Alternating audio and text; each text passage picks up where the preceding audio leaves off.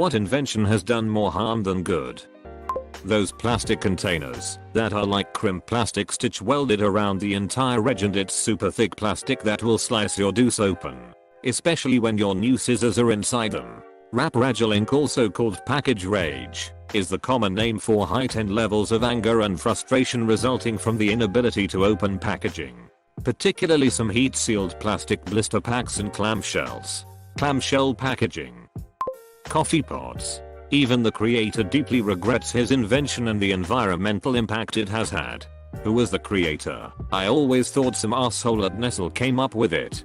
I do make biodegradable ones now. It's just a shame the original ones were not. Cigarettes. Those things ruined my life. I don't smoke them anymore and have had to resource to other things. Peer pressure and wanting to fit in as an butthole edit. Thank you all so much for the lovely comments telling me how happy you are I have quit. To the people asking why I copped into peer pressure, I was a very lonely teenager who just wanted to be super popular. Yeah, the smoking made me look cool to some of the other kids. However, those kids were never my friends. They never liked me for who I really was, which is something you don't want in a friendship.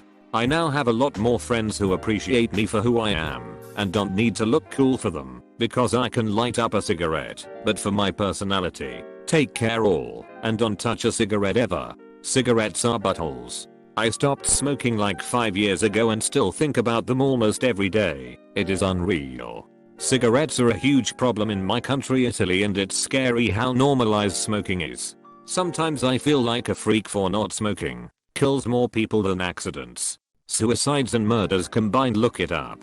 I watched my grandma slowly die when I was 16. She smoked 3 packs a day and was too addicted to quit. She was only 64 and she was sleeping in with an oxygen tank and an oxygen mask. That was enough to keep me from smoking. On the plus side, the US and Canada have done wonders at discouraging cigarette smoking in recent years without needing to outright ban it. If only the same could be done for many other undesirable actions in society. Data mining and ad delivery services disguised as social media. I mean, Facebook. In general. Pop-up ads. Think of all the malware and viruses that people have fallen victim to because of pop-up ads. Plus they are just annoying. Even the inventor of them apologized for creating them. Point blank. I got quite a few pop-up ads on that article. Even worse are when they automatically play sound. Laughs and you block origin. Slot machines.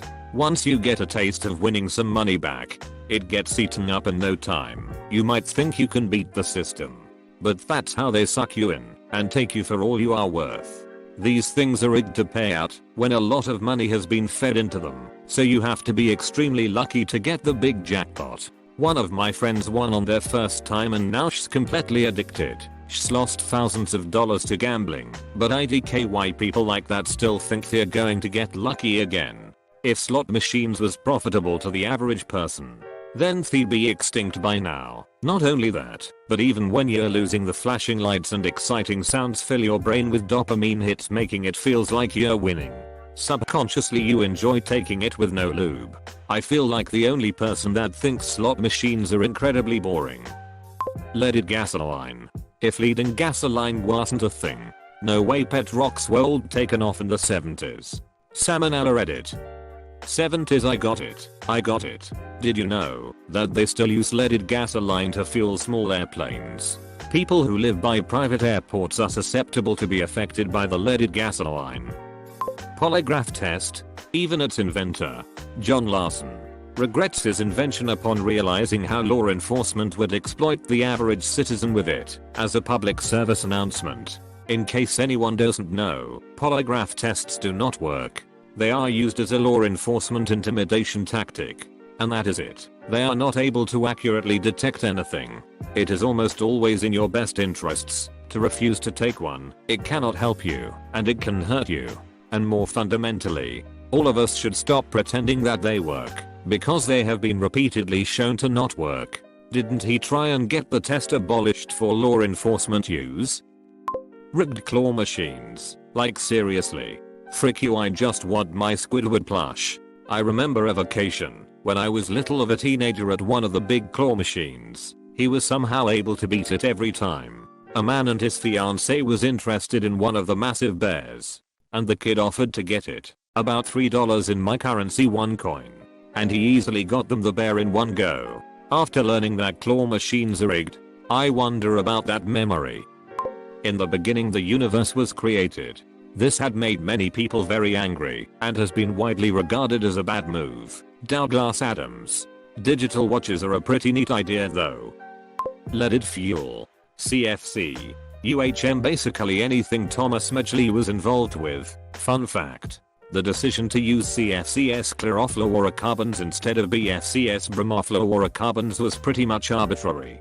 Had we decided to use BFCs instead, the ozone layer probably would have been completely destroyed before we even knew what was happening, killing all life. It destroys ozone 100 times faster than CFCs. Thomas Midgley, it's hilarious how much damage he caused. I did a presentation about him for my business degree. What an awesome man. In the biblical sense of awesome. You read up about him, and you're left dumbfounded by how this well-meaning individual had arguably the biggest negative effect on the planet in all of history. Makes me wonder how we ever made it through the Cold War. To be fair, Free/CFCs were an improvement on the refrigerants in use prior. The leaded petrol thing was pretty crap though, especially knowing the dangers of lead, but calling it ethyl, so people wouldn't realize how harmful it is. I'ma go out on a limb and say the polygraph test. Do you hold a grudge against Montgomery Burns? No, buzz, alright. Maybe I did.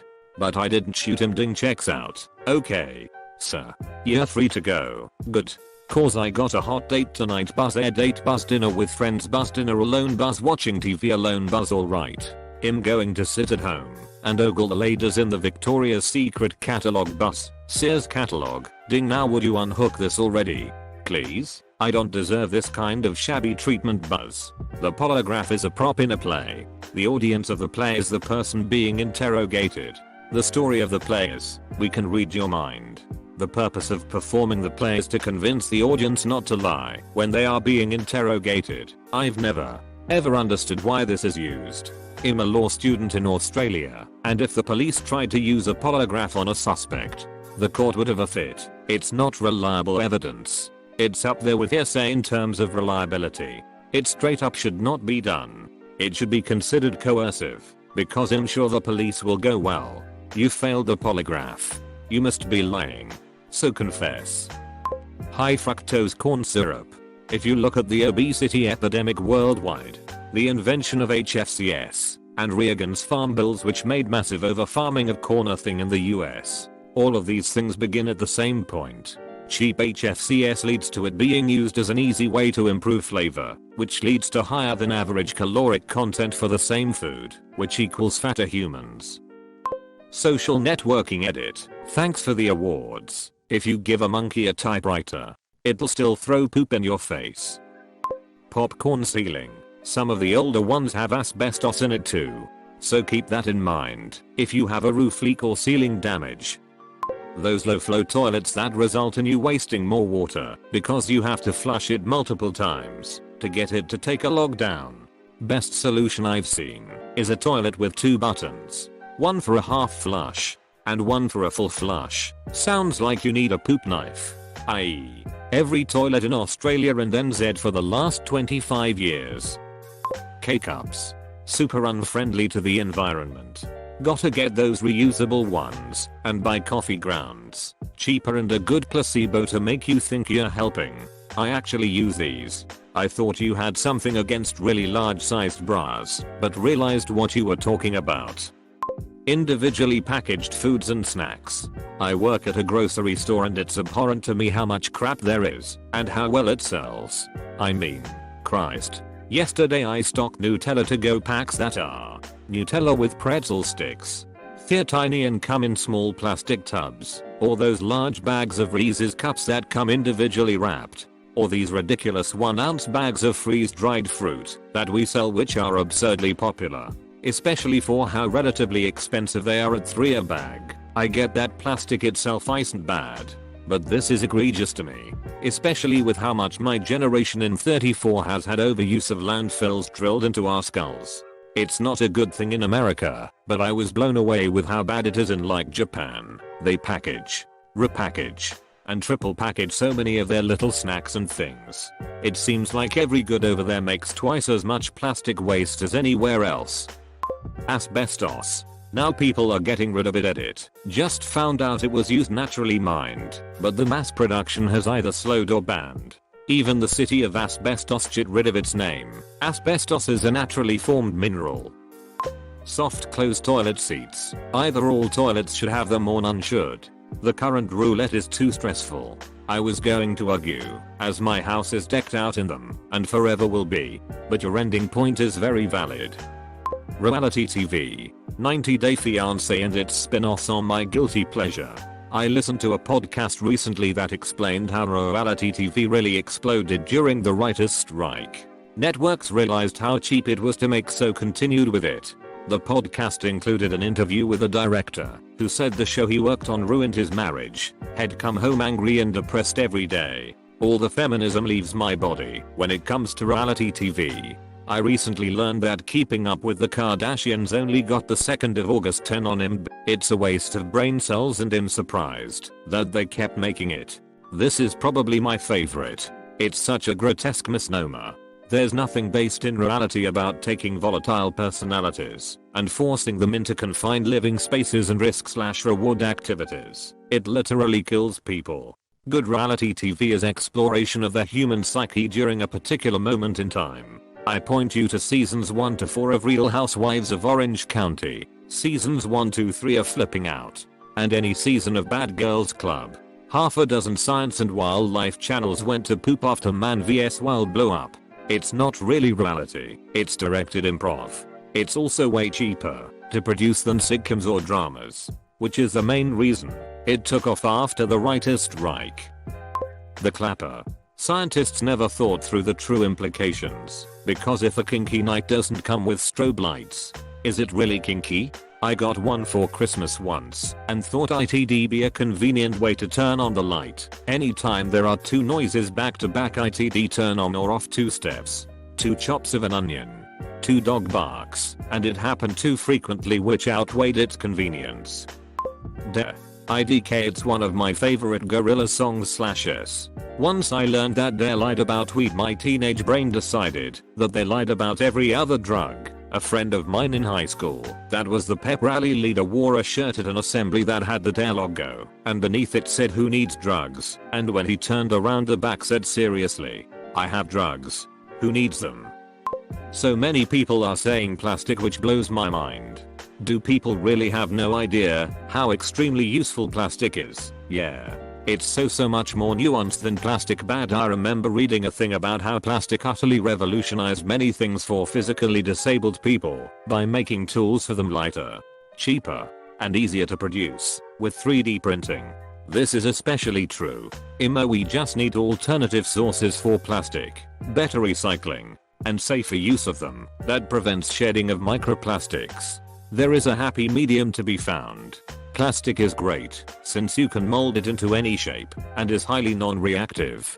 There are so many applications where plastic is just the best material available. Period. I think the problem comes when plastic is used in things where durability and non-reactivity aren't particularly necessary, such as disposable items, single-use plastics, and plastics that are easily broken down into microplastics. Methamphetamine. At least it gave us Breaking Bad. There's been really interesting discourse relating to the cotton gin. Prior to the cotton gin, many farmers did not consider cotton to be a worthwhile crop to grow, as it was so tough to process due to the seeds in cotton that the amount of slaves it would take just to process a small amount by hand would cost more than the cotton they would produce. With the invention of the cotton gin, a few number of slaves could process essentially as much cotton as you could produce. This skyrocketed demand for slaves in the Americas. And while slavery obviously had existed for quite some time in America, the invention of the cotton gin doubled the amount of slaves in 10 years and multiplied 5-fold by 1850. This invention propelled the chattel slavery of the South to new heights. You could make the argument its invention profoundly compounded all racial issues in America since its inception. If it wasn't cotton, it would be something else, such as tobacco. The two-party political system. It's not a political system. It's the byproduct of our winner-take-all voting system. Those plastic recorders we all learned to play in 5th grade. I dunno. Basically taught me how to play saxophone later on because the fingering and key was the same. I just love that there are a lot of social media answers in a social media site. It's not hard to both hate and not be able to stop using social media tbh. Windows 8. Why was Windows 7 afraid of Windows 8? Because everyone is afraid of Windows 8. Targeted ads and internet trackers. These have done a lot of bad and practically no good. To be fair, I'd rather have an ad of something I might buy over something like pet food as a non-pet owner. If I'm gonna have ads shoved in my face, at least they're relevant. Duck internet tracking though. Oh, they've done a lot of good. Just not to the end user. I use tons of layers just to prevent them. I use YouTube signed out. I use private browsing. And I use DuckDuckGo. As a result, I get the strangest ads. I've gotten birth control ads. I'm a guy. They're doing a lot of good. They're keeping tons of websites free and afloat. And they're helping ensure that the product you get an ad for is one you might buy. If you're getting an ad anyway, might as well be a useful one. On the flip side, what bad have ads done besides sometimes being slightly annoying? The worst is that it's been so normalized that the majority of people don't even care anymore. And anytime something new starts harvesting data, people still don't care because they know they're already being spied on anyway. Nobody is really fighting this, so it's only going to get worse. Try buying a non-smart TV. Soon, it will be fridges. They want a smart device in every room of the home so they can spy on us 24/7. Single-use plastic has made healthcare the safest and cleanest it's ever been. Incredibly important for many medical procedures. Though, EU regulations has made it illegal to sell single-use plastic cutlery, plates, straws, etc. Now it's all wood, paper and stuff like that. Yeah, we should reuse prophylactics. /s, agreed. Amazon. Lot of small retailers close the doors permanently because of the greedy giant. Amazon also keeps a lot of small businesses, mine included, afloat. The same thing cannot be said about Walmart. For-profit news. What is the alternative? CBC is great, but in Canada, the conservative jerkus Erin O'Toole has said they want to make it easier for other for-profit news outlets to compete. If he does what he wants, the quality of our news is about to take a nosedive like it did in the USA. Facebook. It was a Pandora's box. But we didn't realize it until a decade later. I'd have figured this placed way higher on the list of responses. Facebook can muck off already, and the whole post-truth movement it's enabling. Poke. I remember the good old days of just sharing pics, etc. It became more popular, now it's just political. I remember Pandora's box on Facebook lol. When I started it, it was only college students. I mostly used it to contact classmates about classwork. You got a profile picture, a wall, and groups, which were exclusive to each university/college. You could add friends from other schools. But that was it, for mucking real. And it seems like the majority of people still don't get how badly it's mucking up this country. People spread disinformation like candy on Halloween, and dehumanize other people to a sickening degree, which is causing the biggest issues IMHO. Facebook needs to die. A huge segment of people haven't realized it yet. The war on drugs. I would once again like to congratulate drugs for winning the war on drugs. Absolutely incredible band though. 500,000 incarcerated every year at the cost of $1 trillion. Also the war on terror. Great band. However, it's not a war on drugs. It's a war on personal freedom. Bill Hicks. Twitter. It's a toy for shouting banal witticisms and witty quips at strangers for upvotes that has somehow become the mouthpiece for every major, globally impactful organization on the planet, and reduces their discourse with the public to the level of Kim Kardashian squawking some brainless balls about her child at. A seriously dangerous shift in the already horrifyingly garbage world of personality politics. I don't know, man. Reddit is just as much of a circle jerk for just different things. Social media. Conversion therapy / camp. It never works, and it teaches people that it is wrong to be yourself.